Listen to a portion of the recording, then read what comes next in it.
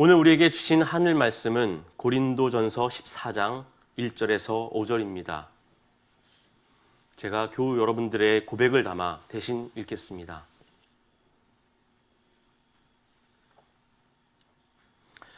사랑을 추구하십시오.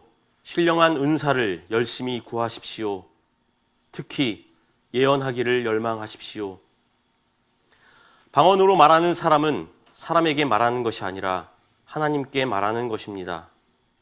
아무도 그것을 알아듣지 못합니다. 그는 성령으로 비밀을 말하는 것입니다. 그러나 예언하는 사람은 사람들에게 말하는 것입니다. 그는 덕을 끼치고 위로하고 격려하는 말을 합니다. 방언으로 말하는 사람은 자기에게만 덕을 끼치고 예언하는 사람은 교회에 덕을 끼칩니다. 여러분이 모두 방언으로 말할 수 있기를 내가 바랍니다마는 그보다도 예언할 수 있기를 더 바랍니다. 방언을 누가 통역하여 교회에 덕을 끼치게 해주지 않으면 방언으로 말하는 사람보다 예언하는 사람이 더 훌륭합니다. 아멘. 네. 여전히 우리는 서로 각자의 공간에서 몸은 떨어져 있는 채 이렇게 온라인을 매개로 함께 예배를 드리고 있습니다.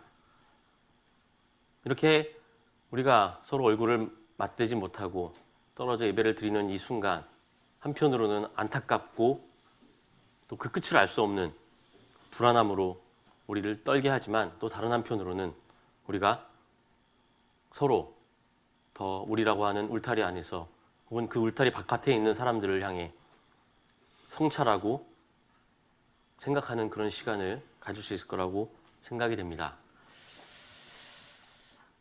지금 이 순간, 이 위기를 우리가 함께 잘 극복하고 또 우리가 함께 보듬고 배려하고 연대함으로써 잘 이겨내기를 간절히 바랍니다. 제가 방금 여러분들에게 말씀을 드릴 때 우리라는 단어를 참 많이 사용을 했습니다. 우리말에는 이 우리라는 단어가 있습니다. 근데 이 우리라는 단어는 우리가 생각하는 것보다 훨씬 더 많이 사용이 됩니다. 이 우리는 사전적인 의미로 말하자면 사람이 자신이나 혹은 자신이 속한 집단을 스스로 일컫는 1인칭 복수 대명사입니다. 그런데 재미있는 것은 우리가 사용하는 이 한국어에서 우리는 생각보다 좀 더 특별한 의미로 사용되고 있습니다. 물론 전 세계의 모든 언어에도 이 우리라는 인칭 대명사가 있을 것입니다.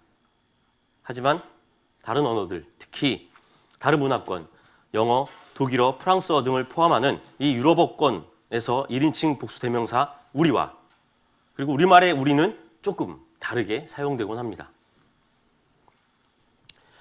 특별히 유럽어권에서의 우리는 1인칭 단수 대명사인 나와 아주 분명하게 구별되어 쓰입니다.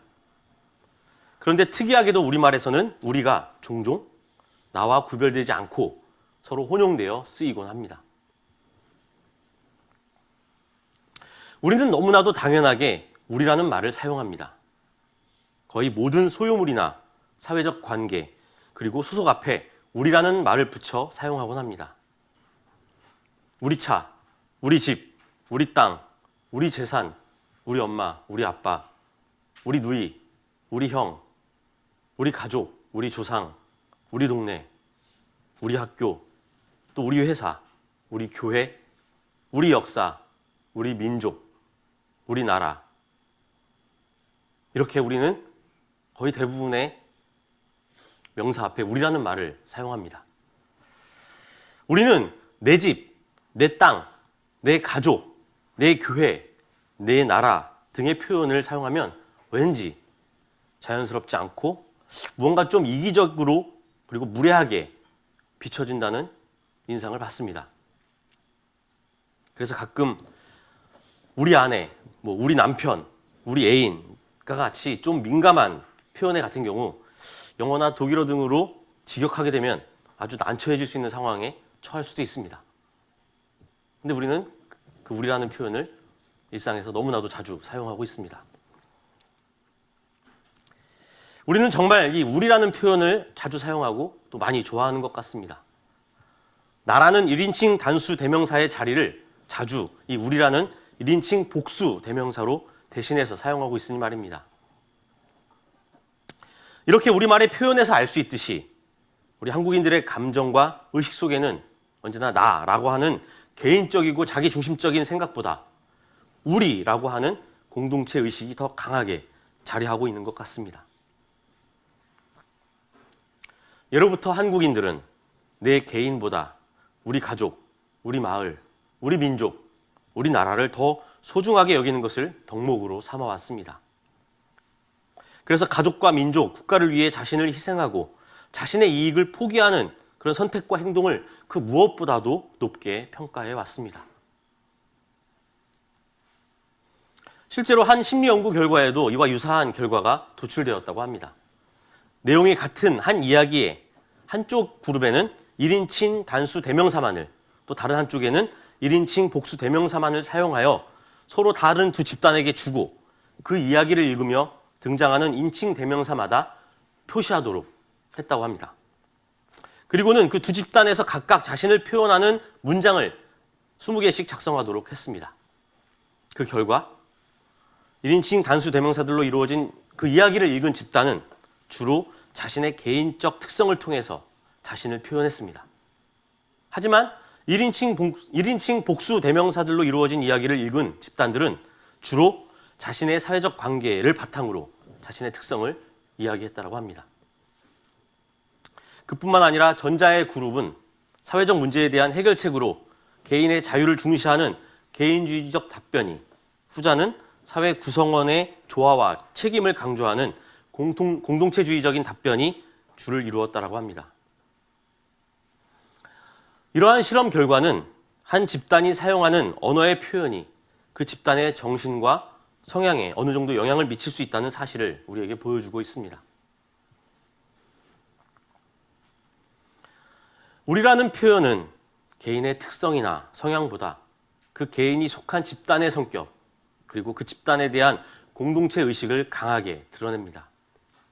따라서 우리라는 표현에는 사회적 공통점을 공유한 이 구성원들 사이의 강한 결속력과 그 집단 내에 포함된 타자에 대한 애정과 이타심이 또한 강하게 드러납니다.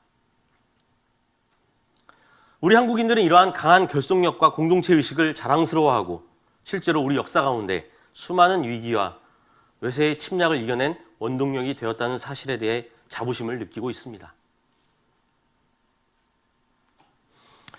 이러한 특성 때문일까요? 초기 한국교회는 세계 그리스도교 역사상 그 유래를 찾아볼 수 없을 만큼 빠르고 강하게 성장했을 뿐만 아니라 한국 사회에도 지대한 영향을 미쳤습니다. 처음 그리스도교를 접한 우리 선조들은 구약 성서의 이스라엘 공동체와 그 역사를 우리 민족 공동체 그리고 우리 민족의 역사와 동일시했습니다. 그들은 애굽의 포로가 되어 고통받던 이스라엘 공동체의 처지를 통해 일제에 짓밟히고 있는 자신들의 처지를 보았던 것입니다. 그리고 더 나아가 하나님의 놀라운 능력과 기적을 통해 애굽으로부터 해방된 이스라엘의 그 출애굽 사건을 보며 자신들도 비로소 해방될 것이라는 희망을 함께 보았던 것입니다. 그리고 군사 독재의 정치적 억압과 산업화 시대의 경제적 착취에서 고통받던 7, 80년대의 한국 그리스도인들은 신약 성서를 통해 예수의 기적을 경험합니다. 예수를 따르던 가난한 자들과 병자들, 죄인들의 공동체를 보며 고된 노동과 가난에 신음하던 자신들의 상황을 보기 시작했습니다. 그리고 예수를 만나 변화되고 구원받았던 그 예수 공동체의 모습을 통해 자신들도 변화되고 구원받을 수 있을 거라는 희망을 함께 꿈꿀 수 있었던 것입니다. 이렇듯 민족과 계급 공동체로서 그리스도의 복음을 받아들인 초기 한국 교회는 아주 강한 공동체 의식을 공유했습니다. 우리가 잘 아는 두레와 품아지와 같은 우리 선조들의 공동체 문화가 그대로 교회 안에 자리 잡아 성장의 원동력이 되었습니다. 우리 가족, 우리 민족, 우리 국가에 대한 신념과 애정이 그대로 교회에도 적용되어 강한 결속력과 공동체성을 신앙으로 승화시킬 수 있었던 것입니다. 하지만 이후 한국 사회는 눈부신 성장과 발전을 이뤄냈고 또 한국 교회 또한 엄청난 양적 성장을 이루어냈습니다. 그러면서 이 우리라는 의식도 조금씩 변하기 시작합니다. 우리는 점점 나 자신에게만 시선을 돌리게 됩니다. 사회의 눈부신 발전을 통해 많은 혜택과 이익을 누리게 된 우리는 이제 더 이상 우리가 아닌 나만을 생각하게 되었습니다. 점점 대형화되어가는 교회 속에서 그리스도인들은 공동체보다는 그 안에서 내가 누리는 개인적 신앙과 만족에만 그리고 그 열매에만 집중하게 되었습니다. 내가 더 좋은 훌륭한 설교를 들어야 하고 내가 내는 헌금, 나의 헌신을 통해 나의 봉사를 통해 내가 더 축복받아야 하며 내가 죽어서 가는 그 천국에만 몰두하게 되었습니다. 우리는 서로 경쟁하기 시작합니다. 내가 더 많이 누리기 위해 무한한 경쟁을 당연하게 받아들이게 되었습니다. 어디 그뿐입니까? 우리는 가족 안에서도 서로 경쟁합니다. 우리는 한 교회 공동체 안에서도 심지어 각 교회끼리도 경쟁하기에 이르렀습니다. 더 이상 우리에게 있어서 우리라는 말은 의미 없는 아주 공허한 메아리가 되어버렸습니다. 아니 어쩌면 나가 우리라는 말의 허울 속에서 공허하게 울려 퍼지고 있는지도 모릅니다. 우리라는 것이 또 다른 내가 되어버리고 말았습니다. 더 이상 우리는 너와 나, 우리 서로를 이어주고 함께 고난을 견디며 함께 희망을 이야기하는 공동체가 아니게 되었습니다. 이제 그 우리는 나의 욕망, 나의 이익을 대변해주는 안전한 울타리, 그 이상의 의미를 갖지 못합니다. 우리 가족은 그 가족의 울타리 밖에 있는 이들을 배제하는 방식으로, 우리 민족은 타민족에 대한 배타성으로, 우리 국가는 가난하고 힘없는 국가들을 차별하는 방식으로 작동하고 있을 뿐입니다. 우리 교회는 이제 나의 구원, 나의 축복만을 위한 굳게 닫힌 폐쇄적인 공간일 뿐입니다. 우리는 이제 진짜 우리를 잃어버린 채 그 허울 속에 갇혀 끊임없이 나, 내 것, 내 안전만을 부르짖을 뿐입니다. 이는 어쩌면 애초에 우리라고 하는 말 속에 내포된 그 집단에 대한 가장 강한 애정과 결속력, 그 공동체성의 이면에 도사리고 있었던 폐쇄적이고 배타적인 성향이 현재 사회적 상황과 위치의 변화를 경험한 우리 가운데 적나라하게 드러난 필연적인 결과일지도 모릅니다.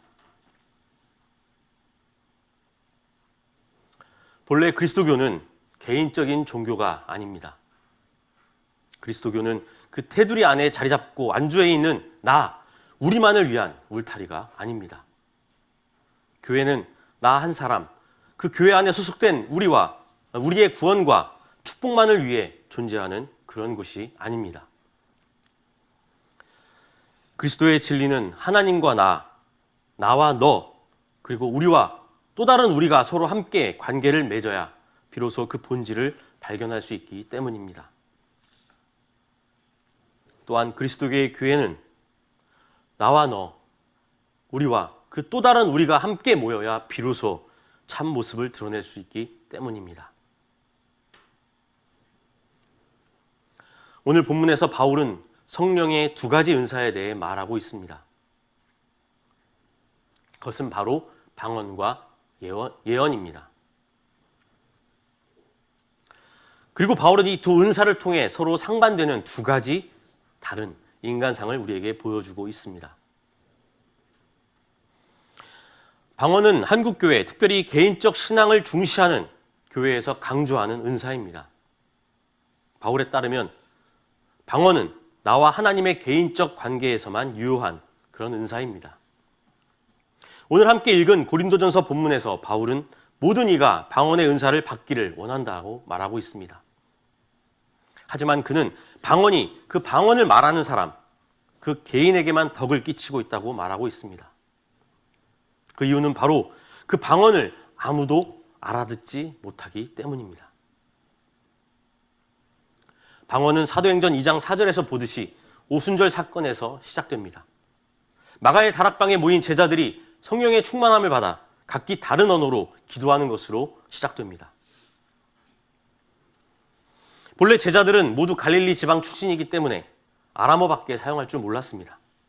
하지만 성령의 충만함을 입고 그들은 각기 모두 다른 나라의 언어로 기도하기 시작합니다. 그리고 놀랍게도 그 기도 소리를 듣고 있던 경건한 유대인들이 각기 자기가 태어난 지방의 언어로 그 기도의 내용을 듣게 되는 것입니다. 이 방언을 들은 그 유대인들은 크게 놀랍니다. 그리고 그들은 그 방언을 통해 비로소 그리스도의 복음의 비밀을 듣게 됩니다. 이렇게 시작된 방언은 이후 초대교회 공동체에 널리 퍼지게 됩니다. 처음 그리스도의 복음을 받아들이고 성령의 세례를 받았다고 하는 사람들, 그들은 누구나 방언을 받기 원하게 됩니다. 그리고 점차 방언은 자신의 신앙을 증명하는 하나의 필수 조건처럼 교회 공동체 안에서 무분별하게 사용되기 시작합니다. 하지만 처음 복음을 접하고 교회에 처음 발을 들이게 된 초신자들은 그 방언으로 인해 오히려 소외감을 느끼고 죄책감에 시달리게 됩니다. 방언을 받지 못한 이들은 자신의 신앙이 부족하다 느끼며 괴로워하게 됩니다. 그러다 보니 공동체 안에서 거짓 방언을 말하는 사람들이 늘어나게 되고 결국 방언이 무분별하게 남용되어 공동체가 분열되는 부작용을 경험하게 됩니다. 본래 방언은 먼저 복음을 받아들인 이들이 아직 복음을 접하지 못한 이들에게 그들의 언어로 소통하는 그런 소통의 은사입니다. 하지만 어느 순간 그 은사는 나만을 위한, 그 은사를 받은 우리만을 위한 폐쇄적이고 배타적인 울타리가 되고 말았습니다. 나와 우리의 경건함을 드러내고 그 경건함 뒤에 감추어진 나와 우리의 우월감과 축복의 독점을 위한 신앙적인 허세로 전락하고 만 것입니다. 초대교회의 이와 같은 상황은 현재 한국교회 내에서도 자주 일어나고 있는 일입니다. 그리스도인이라면 누구나 한 번쯤 방언에 대한 고민을 한 적이 있을 것입니다. 그리고 그 방언의 은사를 얻기 위해 노력한 적도 있을 것입니다. 하지만 이러한 방언에 대한 지나친 집착은 나를 드러내고자 하는 욕망의 다른 모습일지도 모릅니다. 물론 방언의 은사는 나와 하나님과의 긴밀한 관계, 그리고 누군가에게 복음을 전하기 위한 소중한 성령의 은사 가운데 하나님은 분명합니다. 하지만 지나치게 방언에만 집착하고 그 방언의 능력으로 자신을 드러내는 것에만 집중한다면 그 신앙은 지극히 개인적이고 왜곡된 신앙일 수밖에 없으며 결국 공동체의 조화와 질서를 훼손하는 잘못된 결과를 낳게 될 것입니다. 바울은 말합니다. 방언으로 말하는 사람은 자기에게만 덕을 끼치게 됩니다. 방언을 누가 통역하여 교회에 덕을 끼치게 해주지 않는다면 그 방언은 자칫 허공에 흩날리는 공허한 말밖에 되지 않습니다. 그러므로 방언으로 말하는 사람은 그것을 통역할 수 있기를 기도하십시오. 본래 방언의 은사 그 자체는 복음을 매개로 한 나와 너, 우리와 또 다른 우리 사이의 소통을 위한 하나님의 선물입니다. 하지만 동시에 그것은 다양한 여러 은사 중 그저 하나의 은사일 뿐입니다. 은사는 나와 우리의 울타리 안에서만 유용한 것이 아니라 그 울타리 밖을 향한 하나님의 사랑의 선물로서 우리에게 거저 주어진 것입니다. 그렇습니다. 성령의 은사는 내 신앙의 척도도 아니며 내 능력의 증거도 아닙니다. 그것은 바로 섬김과 소통을 위해 하나님으로부터 조건 없이 주어진 선물입니다. 바울은 이러한 방언과 대비되는 또 하나의 은사에 대해 말하고 있습니다. 예언의 은사가 바로 그것입니다. 소위 일반적으로 말하는 예언은 미래에 일어날 일들을 미리 예견하는 그런 행위를 말합니다. 하지만 성서가 말하고 있는 예언은 미래를 예견하는 것과는 거리가 멉니다. 다시 말해 무당이나 점쟁이들이 점을 치는 것과는 전혀 다르다는 말입니다. 오히려 이러한 의미의 예언은 구약시대의 바알 선지자들이나 우상을 섬기는 자들이 주로 행했던 의식에 가깝습니다. 그리고 야훼 하나님은 이러한 의식을 완전히 금지하셨습니다. 우리 그리스도교 신앙의 전통에 있어서 예언은 결코 미래에 대한 예견 혹은 예측을 의미하지 않습니다. 오히려 예언은 현재의 일들을 하나님의 시선으로 바라보고 그 현재의 상황에서 하나님의 뜻과 의지를 발견하고 그것을 해석하는 것을 의미합니다. 이러한 사실은 예언자를 뜻하는 히브리어 세 단어를 통해 좀 더 분명히 알 수 있습니다. 나비, 로에, 호세. 예언자를 의미하는 이 세 단어는 각 선포한다와 본다의 의미를 지닌 히브리어 동사에서 파생된 명사입니다. 쉽게 말해 구약 성서에서 예언자는 현재를 보고 그 안에 감추어진 하나님의 계시를 발견하여 사람들에게 하나님의 말씀을 선포하는 역할을 하는 사람을 뜻하고 있는 것입니다. 우리가 잘 알고 있는 구약의 예언자들, 이사야, 예레미야, 호세아 등과 같이 이들은 모두 미래의 일을 예견한 점쟁이들이 아니었습니다. 그들은 오히려 현재 이스라엘의 지도자들과 백성들의 불의한 행동을 비판하고 그들에게 하나님의 뜻을 선포하여 돌이키도록 회개를 촉구했던 하나님의 대언자로서 자신의 그 역할을 충실히 했던 사람들이었습니다.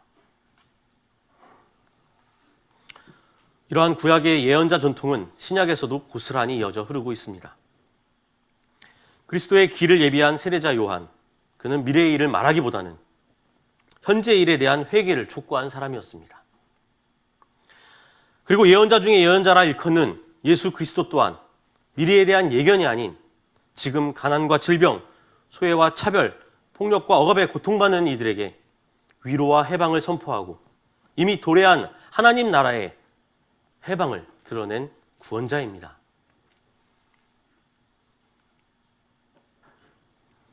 오늘 바울은 우리에게 이렇게 말합니다. 방언으로 말하는 사람은 사람에게 말하는 것이 아니라 하나님께 말하는 것입니다. 아무도 그것을 알아듣지 못합니다. 그는 성령으로 비밀을 말하는 것입니다. 그러나 예언하는 사람은 사람들에게 말하는 것입니다. 그는 덕을 끼치고 위로하고 격려하는 말을 합니다. 그렇습니다. 우리가 추구해야 할 신앙의 모습은 바로 예언하는 자와 같은 것입니다. 그저 나 자신, 우리의 울타리 안에 있는 우리만의 축복과 구원을 위해 하나님의 모든 비밀을 우리 혼자서만 움켜잡아서는 안 됩니다.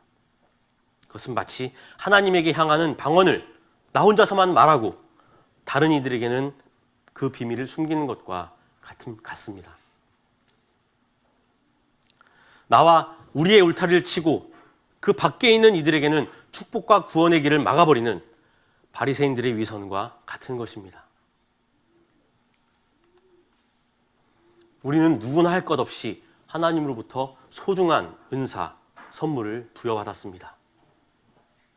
그것이 예언일 수도 있고 방언일 수도 있습니다. 그것이 치유의 은사일 수도 있고 섬김의 은사일 수도 있습니다. 가르침과 나눔의 은사일 수도 있습니다. 하지만 나 혼자서 이 모든 것을 독점할 수는 없습니다. 아니, 이 모두를 소유하고 독점하려고 해서는 안 됩니다. 만약 우리가 그리고 나로 점철되는 이 울타리 안에 우리만을 축복과 구원을 위한다면 그것은 결코 참된 교회, 참된 그리스도인의 모습이 아닐 것입니다. 이제는 나를 벗어나 우리를 향해 그리고 우리의 울타리를 벗어나 또 다른 우리를 향해 시선을 돌려야 합니다.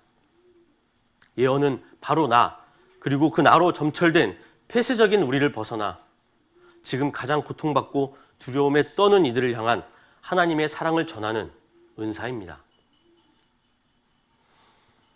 그 고통과 두려움의 원인이면서도 모른 척 외면하는 수많은 나와 우리에게 성찰과 회개를 촉구하는 하나님의 목소리를 증언하는 것이 바로 예언의 은사입니다. 우리가 하나님으로부터 받은 은혜와 사랑, 구원과 부활의 기쁨을 나와 우리를 넘어서 증언하고 실현하는 것이 바로 우리가 받은 진정한 하나님의 선물입니다. 우리는 지금 전 세계에 불어닥친 전염병의 위기로 신음하는 수많은 우리들과 마주하고 있습니다. 전염과 죽음의 두려움으로 인해 우리는 더욱더 나의 소유, 나의 이익, 나의 안전이라는 그 울타리에 집착하고 있는지도 모릅니다. 우리는 점점 더 나와 우리만의 안전과 생존에 집착하면서 그 시선 밖에 존재하는 또 다른 우리들을 배척하고 무시하고 있는지도 모릅니다. 지금 앞다투어 나와 우리만의 안전과 생존을 위해 몸부림치고 있는 이 순간, 수많은 또 다른 우리들은 그 안전한 울타리 바깥, 생존을 위한 치열한 삶의 터전에서, 교회 바깥 무관심의 거리에서, 그리고 열악한 노동 현장에서 확진자, 감염자, 그리고 전파자로 낙인 찍혀 쫓겨나고 죽어가고 있습니다. 엄청나게 빠른 속도로 퍼져나가는 이 낙인과 죽음의 공포는 오히려 우리에게 아주 단호하게 말하고 있습니다. 지금 가장 낮고 비참함 가운데 고통받고 두려움에 떨고 있는 또 다른 우리들, 그들의 안전과 그들의 구원 없이 우리는 결코 나와 우리의 안전과 구원이 불가능하다고 말입니다. 이제 그들과 우리는 진정한 의미의 너와 나, 우리라는 끈으로 강하게 묶여 있습니다. 역설적이게도 지금 전 세계가 경험하고 있는 이 위기의 시간은 우리에게 또 다른 우리들의 안전이 결국 나와 우리의 안전을 보장해주며 이 땅에 존재하는 우리 모두의 생명이 결국 하나로 연결되어 있다는 사실을 우리에게 말해주고 있습니다.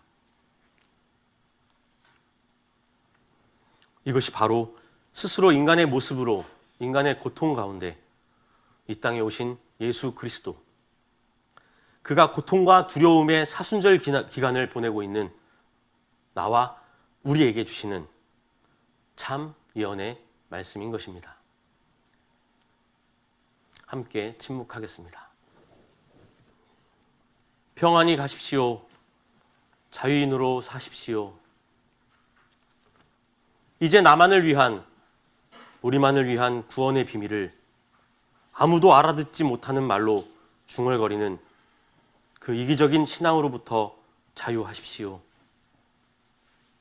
안전과 축복을 독점하고자 하는 그 욕망이 건네주는 달콤한 거짓 평화를 거부하십시오. 사랑이 없는 방언은 자기 폐쇄적인 나와 우리에게 갇힌 우상의 감옥입니다. 성찰과 돌이킴의 고통이 없는 예언은 거짓 예언자들의 아편일 뿐입니다. 진정한 구원은 나와 우리의 시선과 그 관심으로부터 밀려나 지금 가장 두렵고 비참한 현실 가운데 살아가는 또 다른 우리들로부터 시작됨을 기억하십시오. 이것이 진정한 예언자 예수 그리스도를 통해 나와 우리에게 주신 참 예언, 참 하나님의 말씀입니다. 모두 옆에 있는 교우들과 함께 성도들의 축복을 나누겠습니다. 하나님의 사랑이 우리와 함께, 예수 그리스도의 은혜가 우리와 함께, 성령의 사귐이 우리 가운데 넘치기를 기원합니다. 아멘.